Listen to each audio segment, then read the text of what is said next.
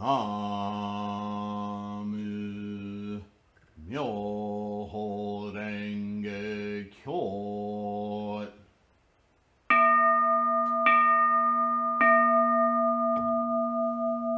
NaMuMyoHoRengeKyo.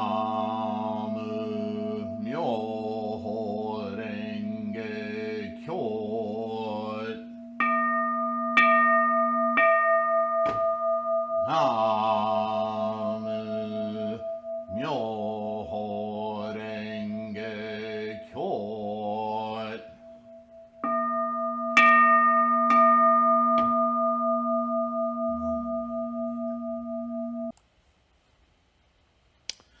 NaMuMyoHoRengeKyo. Thank you so much for being here. I hope that you're healthy and safe. And I just finished a kind of an emotional video. Anyway, we are going to continue with the teaching approved by all Buddhas, this wonderful Gosho from Nichiren. Again, continuing this discussion from the Dr. Jekyll and Stone dissertation, 1990, I think. We left off again with the opening and integration of our Buddha, right? When we instantiate it through our practice, we go to Butsudan, we focus on our mandala so that we can open that Gohonzon gateway to Buddha. This is called self-practice. This is what the Lotus Sutra is about. The more people we include in our practice, the more we perceive a greater self. We start to dissolve this idea that we are a singular unit, but that singularly we can join the party, join Buddha. And when you get more than one of us together, we become one self, one dedicated, appreciatory, loving, kindness, beneficial, because we exude this life condition of amazement and appreciation of Buddha-ness, right? I've heard young teenagers I used to encourage in their practice talk about feeling high from chanting, and conversely coming to a meeting or a get-together to chant, completely stoned out of their minds on who knows what, and then giggling about how they totally lost their high. Yeah, because Buddha is so far beyond these little mentally destructive experiences that we do in our daily lives. It's incredible. So this is self-practice. Each one of us together or alone achieve that Buddha Suchness, right? Nevertheless, he continues, the sects established by others draw distinctions in this all-encompassing triple truth and divide it into 8. This is a reference most likely to the 8 different major sects that were around in his day, Nichiren's day, in Japan. I have a whole set of Gosho. You can look them up on this channel on the errors in 8 schools. And he clearly defines all the errors from Zen to Shingon and so on. In establishing their own sects, they are each lacking the principle that is perfect and complete. Because if you know the principle that is perfect and complete, NaMuMyoHoRenGeKyo, then why would you have a separate sect? You hammer a nail into a stud to attach it to a plate to make a wall. You're going to make a wall by stacking 2x4s? you're going to make a wall by not using 2x4s. There's one way to do that. It's a bad analogy, but you see what he's saying here. They are each lacking the principle that is perfect and complete, and are thus without the principle of attaining Buddhahood, because they're all chasing around trying to do things different ways instead of doing it the way. So therefore, they're never going to get there. For this reason, in the other sects, there's no real Buddha. They talk about a Buddha, but it's an imaginary Buddha. It's not a suchness that you and I can and are experiencing, whether we're aware of it or not. This is why it's called awakening. Therefore, when we repudiate them, it means that we repudiate their incompleteness. Now, that's an important sentence, because we don't want to make enemies of others because they're incomplete, doing it wrong, right? That's our samsaric warring tendency, our supremacy tendency. Although correcting somebody, even from a bodhisattva point of view, in order to help them, in order to encourage them, you really, really should be doing it this way. This is how you'll attain what it is you think you're wanting to attain. The others won't hear it that way, will they? Yeah, this is the nature of relationships. We say things kind-heartedly, we say things with love, but we neglect to think, how will this be heard? How can this be heard? It's hard. We don't normally think that way, do we? And even when we do, we get a lot of unexpected results because we can't possibly know the intricate karmic makeup of others. Relationships are the big stumbling block in our practice. Our relationship with the planet, our relationship with other people, with animals, with food, relationships. Because we can only see things through our own mind. And until we attain fully our Buddha-ness, we will be vexed by all these personal perceptions, because we're still clinging to them. As long as you're here as a human being in samsara, you're clinging to something. But if you can remain a clinging human being and forcefully, determinedly, single-mindedly stay in your awakened Buddha state, seeing everything through Buddha Suchness, then you're a bodhisattva. Then you've graduated to a person of great compassion who understands without talking as though they understand, because the understanding is implicit in your very presence. What a life state that is. That is what we're shooting for, you and I. Yeah? When by means of the perfect teaching one completes all dharmas, exactly what I was just talking about, he will find that they are perfectly interpenetrating and perfectly complete. Oh. I don't have to have so much anxiety about people not understanding. I simply need to be the light in the attic, my commonly referred to aha moment. We are the aha moment when we reach this point. And therefore we need only be that aha moment as we course through the world. We don't need to beat people over the head with it. Like the moon on the 15th night, like a full moon. The full moon is just a full moon. You don't want to accept that. That doesn't change the moon, right? Lacking nothing, they are fully endowed and perfect. NaMuMyoHoRenGeKyo. Therefore, he will not draw distinctions of good and evil, or good or bad, nor differentiate time and season, nor seek a quiet place, because you are it, nor discriminate among people with respect to their capacity.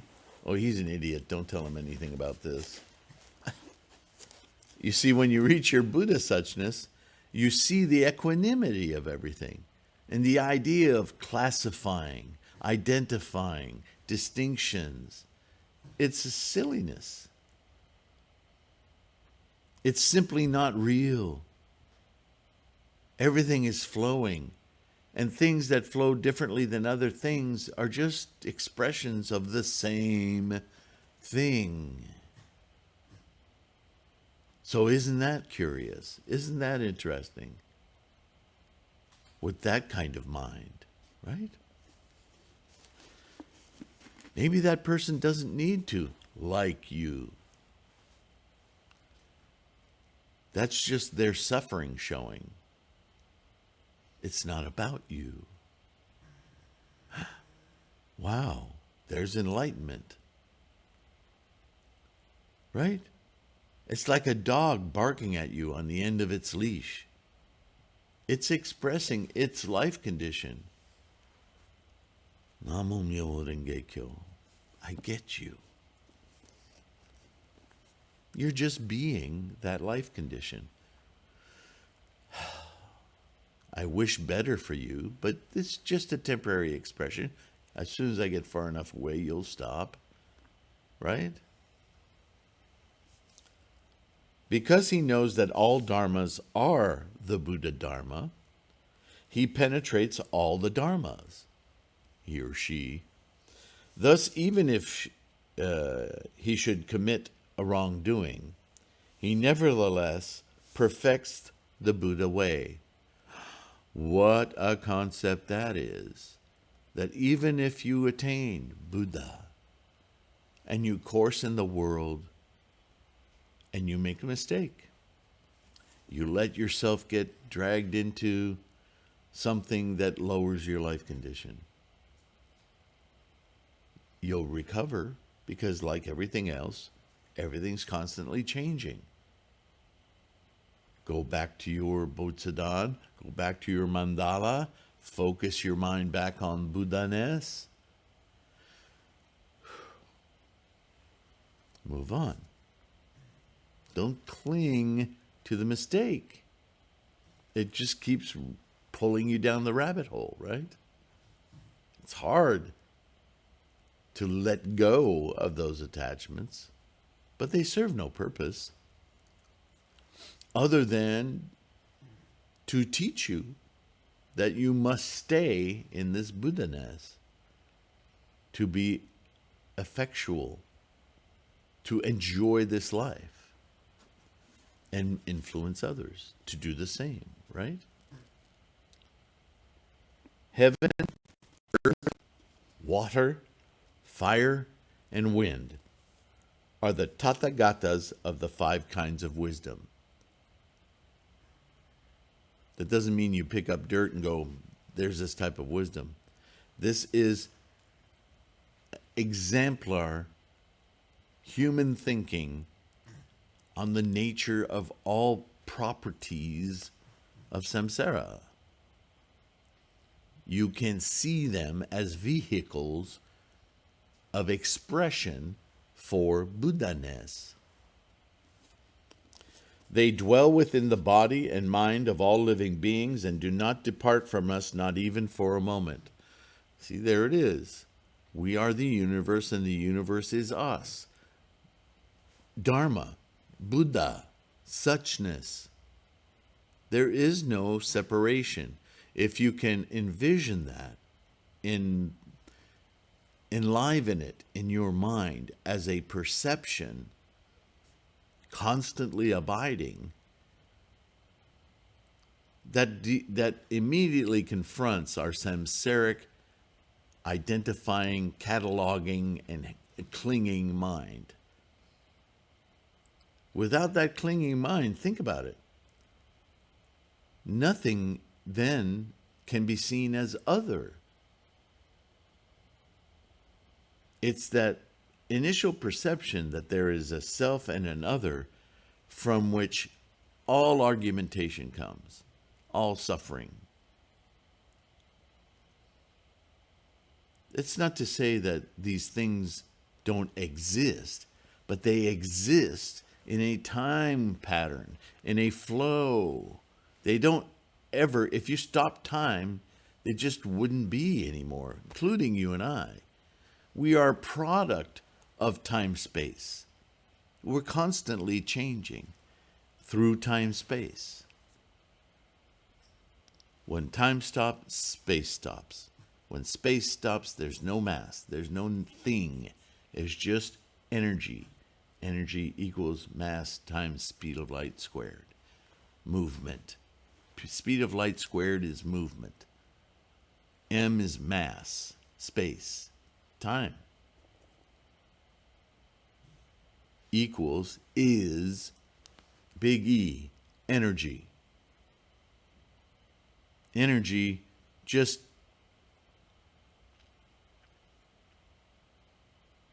not a thing. Potential for anything. We're just watching through time and space. It's manifesting all sorts of potential, but it's manifesting moment to moment, moment to moment to moment, right? This is the only time you and I perceive potentials, you and I, this camera, this book. Again, Roger Penrose, CCC, Cyclic Conformal Cosmology. Absolutely brilliant way to envision the universe. It's just like you and me. It is you and me.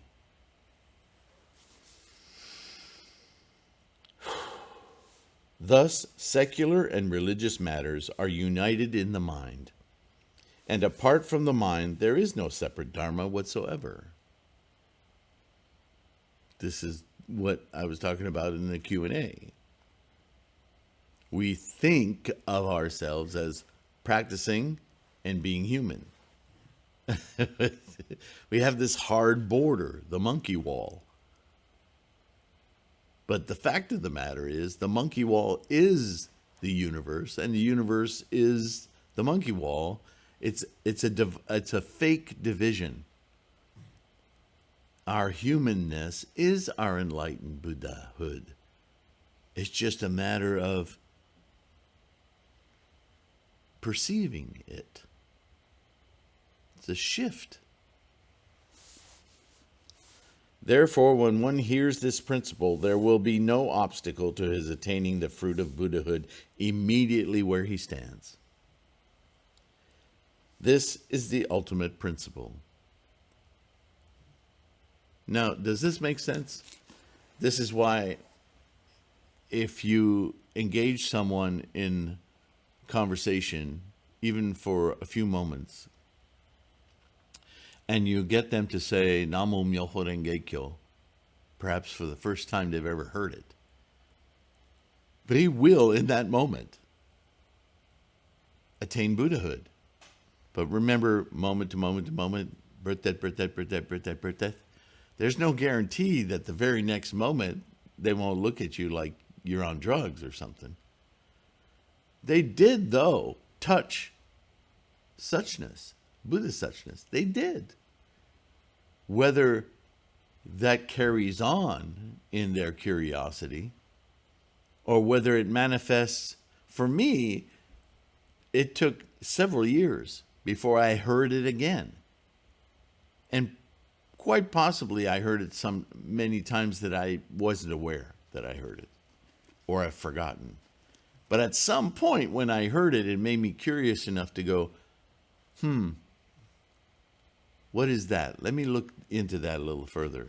And I started practicing and I got my vows and blah, blah, blah.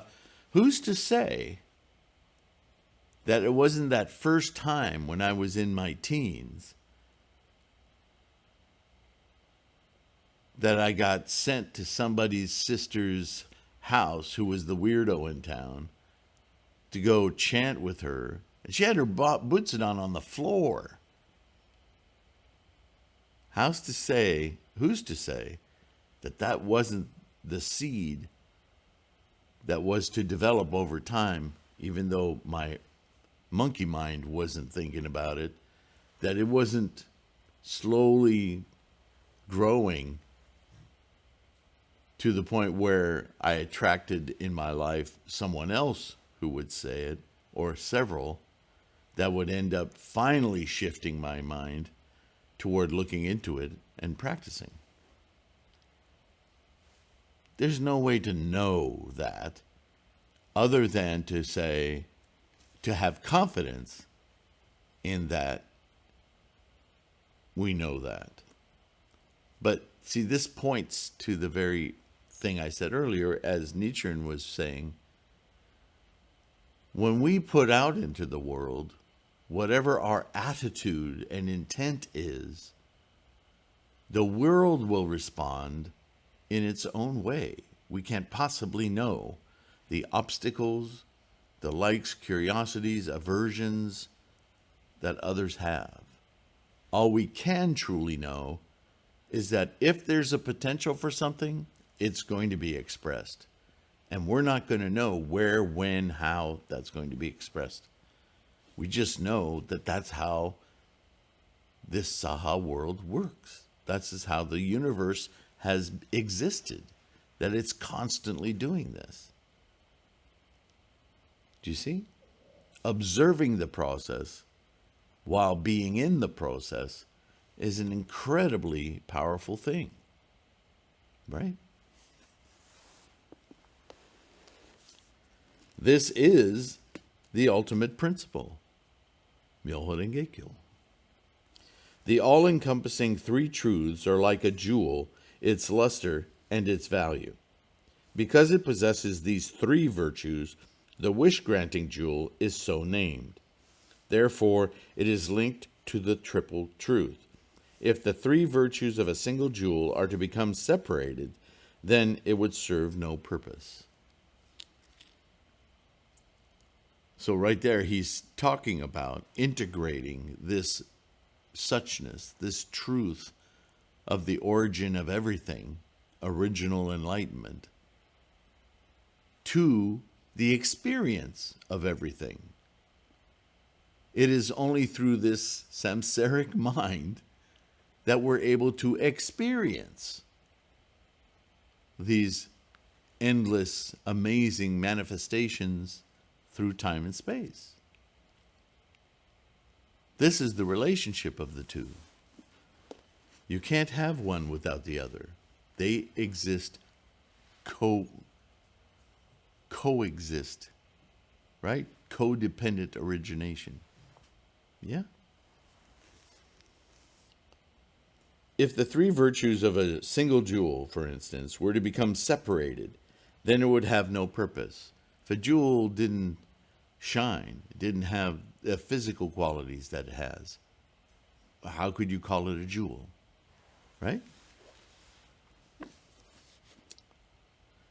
The sects based on the expedient teachings which separate the three truths are also like this. The jewel itself is like the Dharma body. Its luster is like the body of recompense, and its value like the manifested body. There we go again with the three bodies, the three Buddha bodies. They're just three aspects or understandings of really the same thing. The establishment of various sects based on the distinctions drawn among these all-encompassing three virtues is repudiated as incomplete. The rolling of them together in one is called the all-encompassing triple truth. This all-encompassing triple truth is the Tathagata of original enlightenment, who possesses the three bodies in one. And again, this is a reference to our experience of the potentials manifesting moment to moment to moment to moment to moment. This flow of energy that we are witnessing and part of this magnificent picture of every potential manifest for experience. It's unfathomable. It's just too massive. And yet to know it is to appreciate it profoundly. Right?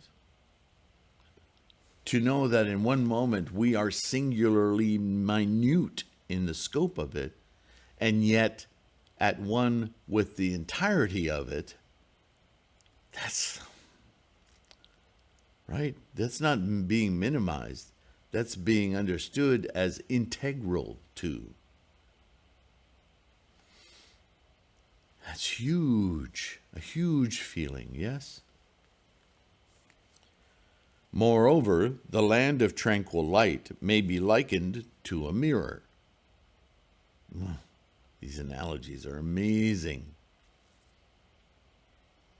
The land of tranquil light is a reference to all those teachings of other sutras, also discussed in the Lotus, as a mental condition of knowing, experiencing. Massive as all space, intimate as one's experience, this massive universe of instantiations, moment to moment to moment, can be likened to a mirror. Because all of it is perceivable by your mind, as you see everything in a mirror. And the three other kinds of lands, lands inhabited by both sages and common mortals, provisional lands, and lands of true recompense, to the images reflected in the mirror. Like the mirror is a sort of a gateway to perceiving everything that's reflected in the mirror. Now think about just the beginning of this paragraph. Think about the second meditation in Gongyo. Self-manifestation, right? And all the rest of it. The Buddha of absolute freedom. Break down every term in that meditation and see if this isn't exactly what he's talking about.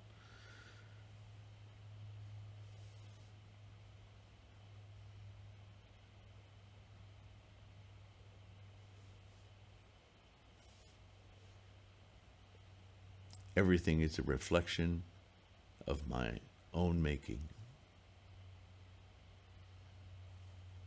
The four kinds of lands are a single land, and the three bodies are a single Buddha. Every aspect of what you're experiencing is the singular suchness of Buddha. Now, these three bodies and four kinds of lands unite to form the virtue of the Buddha's single essence. This is called the Buddha of the land of tranquil light. The Buddha of the land of tranquil light is regarded as the Buddha of the perfect teaching. And the Buddha of the perfect teaching is regarded as the true Buddha of waking reality, enlightenment. The Buddhas of the other three kinds of lands are provisional Buddhas appearing in dreams. They're just conceptual ideas that would lead to this teaching of the Lotus Sutra. Because this is the all-encompassing system of doctrinal classification conceived and set forth in the same words by all Buddhas of the three time periods, it does not incorporate the words of other people, nor has need of interpretation. If one deviates from it, then he is a person who commits the great offense of going against all Buddhas of the three time periods.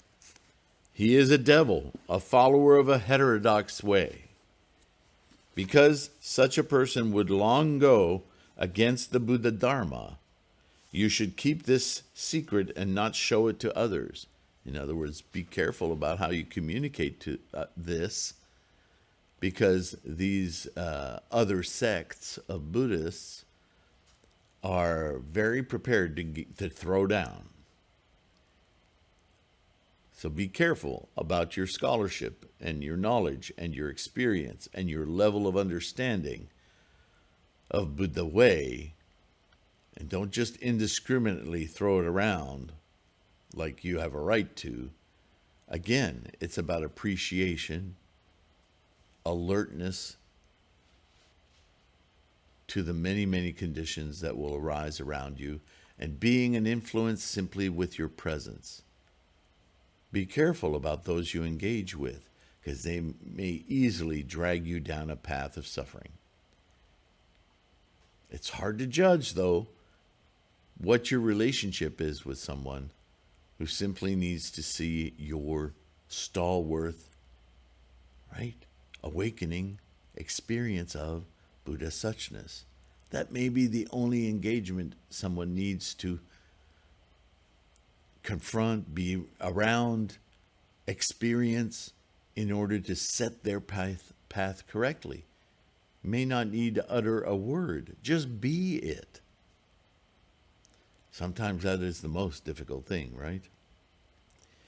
If you do not keep it secret but expose it carelessly, then you will not only fail to realize the Buddha Dharma, but will gain no divine protection in this life or the next. In other words, moment to moment. That's the next. Right? You may come out with some words in response to somebody because you feel insulted, and the next moment you may lose a tooth after he strikes you in the face.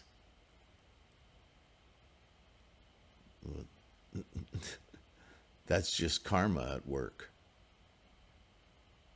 You've got to hang on to your appreciation. Learn to laugh. Whenever you feel confronted, learn to laugh. Learn to diffuse. Learn to walk away. Hold your Buddha Suchness. And if there should appear someone who slanders the Dharma on account of your carelessness, because he goes against all the Buddhas of the 3 time periods, you too will fall together into the evil paths. So this is what I was alluding to earlier. You engage in some of these foolish arguments, you end up being a brawl. And where does that put you? On the same ground as her or him, right? Knowing this, I must admonish against it. Don't get into fights over Buddhism. Don't do it. It's not worth it. Be the positive influence. Be the guiding light of the tranquil land of tranquil light. Just be that. So one should keep this very carefully secret and hidden, and profoundly realize this principle of the Lotus Sutra. That people have to enter into it of their own will. It starts with that very determination, and we cultivate that determination with confidence over time. All of us have done it, and this is how others will do it. Thus, he will conform to the true intention of all Buddhas of the 3 time periods, gain the protection of the 2 saints, the 2 deities, the 10 female Rakshasas. These are all stories from the Lotus. And without obstruction, achieve the highest rebirth in the land of tranquil light. What's the rebirth? Birth, death, birth, death, birth, death, birth, death, birth, death. Birth, rebirth, birth, death, rebirth, death, rebirth, death, rebirth, death. Right? Then, in the space of a moment, he will return to the dream of birth and death in the 9 realms, filling the lands of the Dharma realms in the 10 directions with his body, and entering the bodies of all sentient beings with his mind, coursing as Bodhisattva with Buddha Suchness, Buddha way, Buddha mind, you influence everything in your environment. Urging and including from within, drawing and leading from without, internal and external being in conformity, cause and circumstance united, he will express the free and supernatural power of compassion, broadly benefiting living beings without obstruction. You could almost replace the word compassion there with appreciation. For some reason, that may resonate more with our samsaric self, right? Where are we time-wise? Okay. Let me see. We have the... Okay. All right. As we start the next paragraph, I think we have the makings of one more video here. So I'm going to stop here. Oh, what an amazing teaching this is.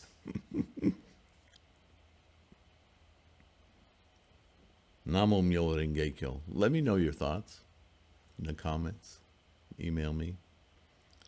Deep appreciation for those of you who have sent me some pretty long emails, but you've taken of your time to try to accurately describe what you're experiencing, whether it's because you want advice on that, or whether you're, many of you are starting out your emails by appreciating how much your practice has grown and changed. And NaMuMyoHoRenGeKyo, so grateful to hear that. But, we're human beings, and a lot of times we can't take 2-3 steps forward without then wondering if we missed a step, or maybe we're in new muck that we haven't been in the past, or some things nag us over many years. This is the nature of our karma and how profound it is or not profound it is. Some changes come quickly, some seem to be stubborn. And so with all the appreciation and compassion I can muster, please know that you're on my mind and that you drive my discussions on this channel. I wish you nothing but Buddhahood. How could I do anything else? So you're getting there. You're achieving that every time you chant. Have confidence in it. I believe in you guys. I believe in this path, in this method of awakening. It's just, I see the examples of it constantly. Whether it's through your emails, or you're watching, you're downloading the podcast, you're going to Threefold Lotus .com and finding information, or buying some of the books on lulu.com. The downloads of the mandala. Let me know what's going on with you and what questions you might have, and just keep your practice strong. Please take care of your health and be kind to yourself. Don't beat yourself up. We can do that. Well, sometimes you get an aha and you go, gosh, what a bozo I've been. Okay, fine. But you're not anymore. Okay, move on. NaMuMyoHoRenGeKyo. Thanks again. I will see you in the next one. Bye for now.